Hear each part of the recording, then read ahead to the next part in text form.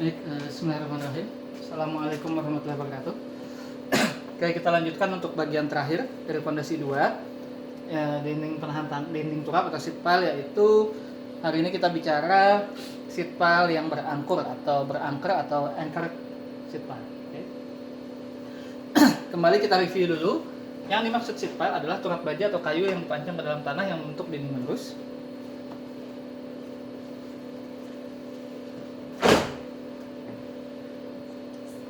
Nah, kita hari ini bicara anchored sheet pile walls. Jadi turap berjangkar. Anchored ini berjangkar atau berangkur. Jadi turap yang ditahan oleh suatu jangkar. Anchor biasanya untuk dinding yang lebih dari 20 in. Gunanya meningkatkan stabilitas, kemudian lebih murah dan mudah dilaksanakan ininya untuk turap berjangkar atau anchored sheet pile. Nah, sekarang untuk turap berjangkar atau anchored sheet pile ada dua kategori. Pertama, free earth, jadi dia bebas. Dalam hal ini jangkarnya ke sini, dia bebas, jadi bawahnya ini bisa jalan-jalan. Nah, nggak kejepit. Yang kedua, fixed earth, yaitu fix, dia sudah di atas dijangkar, bawah ini dikunci, jadi di lock kayak dijepit di bawah sini. Nah, ini kalau bawahnya kejepit itu fix, tapi kalau bawahnya dia di tanah lunak yang bisa jalan-jalan itu free. Makanya dilihat di sini gerakannya dia kayak gini, tapi kalau fix dia kayak gini. Jadi kalau ini seakan-akan ini ada roll di bawah, kalau ini seakan-akan dia jepit. Kalau di tumpuan jepit di sini. Sehingga bentuk momennya karena ini roll, maka bentuk momennya nanti seperti ini. Tapi karena dia jepit, maka bentuk momennya jadi seperti ini. Nah, ini bentuk momen statikanya. Sekarang kita lihat yang free earth method dulu. Pertama, kalau kita mendesain yang free earth method seperti yang dua video sebelumnya, kita pertama cek koefisien tekanan tanah aktif dulu, aktif pasifnya berapa. Kemudian hitung desain berapa L3 dengan tekanan 0, kemudian berapa sigma 8 pada TF dan kemiringan titik tekanannya. Setelah itu desain, kembali desain syaratnya tetap sigma gaya horizontal sama dengan 0 dan sigma momen sama dengan 0. Dengan dia teoretikalnya adalah L3 tambah L4 seperti lihat kembali ke penjelasan sebelumnya. Dengan D aktualnya 1,3 sampai 1,4 D, dan KP desain adalah KP koefisien tekanan tanah pasif dibagi Fs desain. Jadi syaratnya tetap gaya horizontal sama dengan 0 dan momen sama dengan 0. Nah, kemudian setelah dapat itu, karena berangker maka kita hitung gaya jangkar atau gaya angkernya dulu.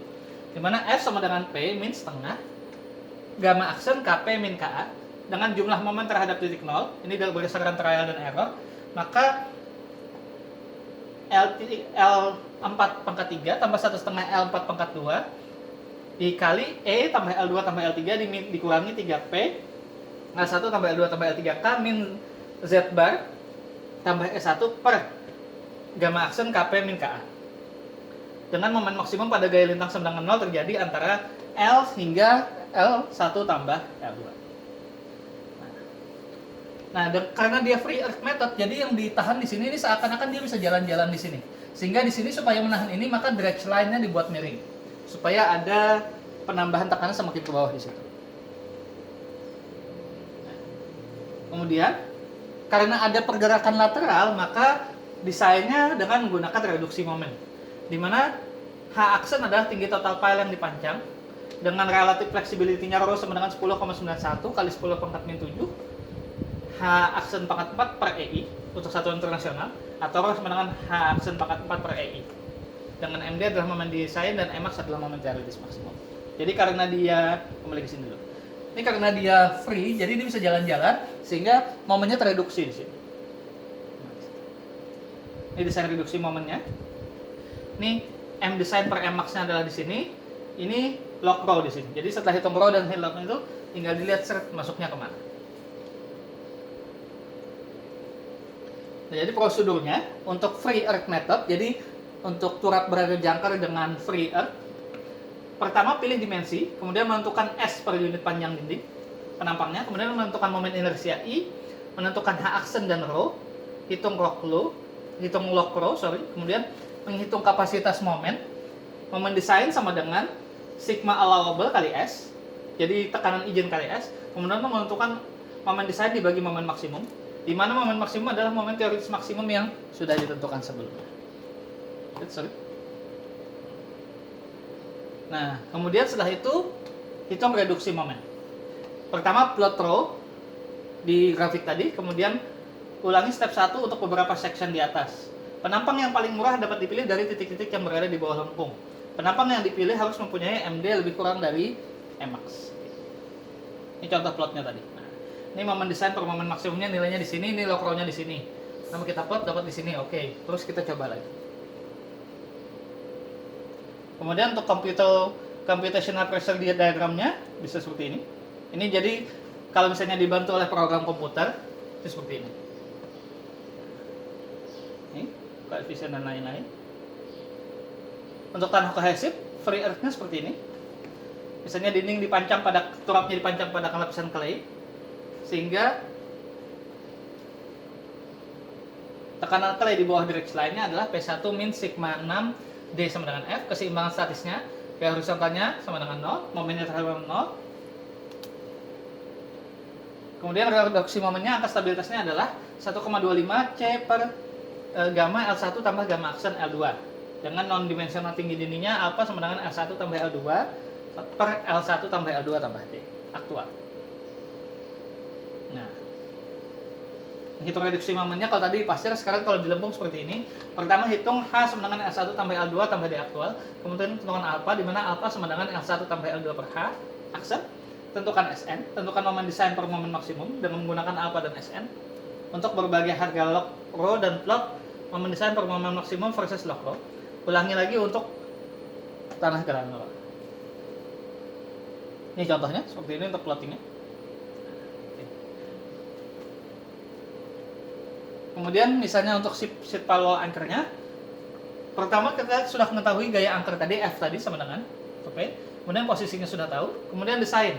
Nah, dalam mendesain anchor, pertama kita harus mempertimbangkan anchor plate and beam-nya mau pakai apa, deadman-nya. Terus tie backs-nya gimana, vertical anchor-nya gimana, anchor beam-nya gimana, ukuran atau panjangnya dan jaraknya. Ini yang harus dipertimbangkan dalam kita mendesain jangkarnya. Pertama jenisnya, apakah mau anchor plate and beam atau tie back atau vertical anchor atau anchor beam supported by better piles. Mau yang mana? Antara 4 ini, 1, 2, 3, 4 kita pilih salah satu. Kemudian hitung ukuran atau panjangnya dan hitung jaraknya. Ini contohnya. Nah ini contohnya, ini di turapnya anchornya misalnya ada 1, 2, 3. Nah ini bentuknya di sini anchornya. Contoh. Ini yang anchor plate or beam yang A tadi. Kalau anchor plate and beam ini contohnya. Jadi ini ada anchor plate, ini plate, ini beam. Kemudian kalau misalnya kita pilih jenisnya adalah tie back, ini adalah kabel sling tie rod-nya dari bawah tarik ke atas. Tinggal kita kasih tiang panjang di sini untuk nahan. Atau kemudian ini ada vertical anchor with better piles. Ini anchor beam-nya. Better pile-nya di sini di atas. Nah, jadi kita kasih pengaku di sini.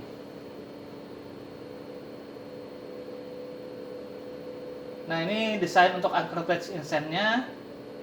Step 1, kemudian itu. Step 1-nya. Step 2. Nah, bisa kalian lihat ini perhitungan matematisnya untuk mendesain anchor plate, actual case. Oke. Kemudian hitung kekuatan batasnya.